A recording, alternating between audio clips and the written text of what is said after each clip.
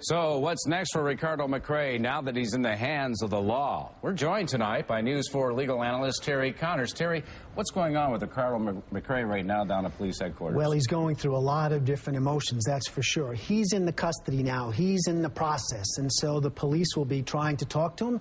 His lawyer will be trying to negotiate some safeguards before he cooperates, if he does cooperate. And basically, they'll be determining whether or not he changes his role from a person of interest to a central role, a suspect. If you were his attorney, what would you be telling him right now? You know, Don, there's a lot of things that go into that equation, and it's very difficult. But first and foremost, you want to make sure that his rights are protected.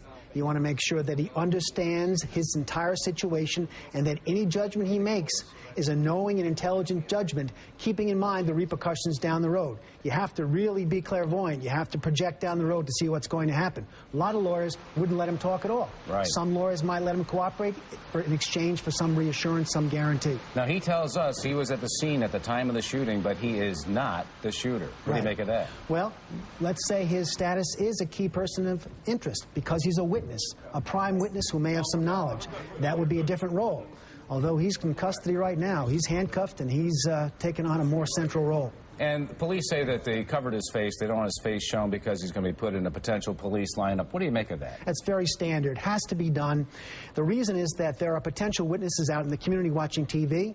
If they see the suspect on television before they go to a lineup, there's a chance that that identification in the lineup would be tainted, would be influenced, and inadmissible in court. Very important. All right. And the other thing is, why do they refer to him as a person of interest and not the prime suspect? You know, that's evolved over the years. It always was someone would be a subject or a target. Now it's changed to person of interest. The reason that is because it's a much more general category, and it covers everybody, from witness right up to defendant. Excellent. Terry Connors, thanks for being with us tonight.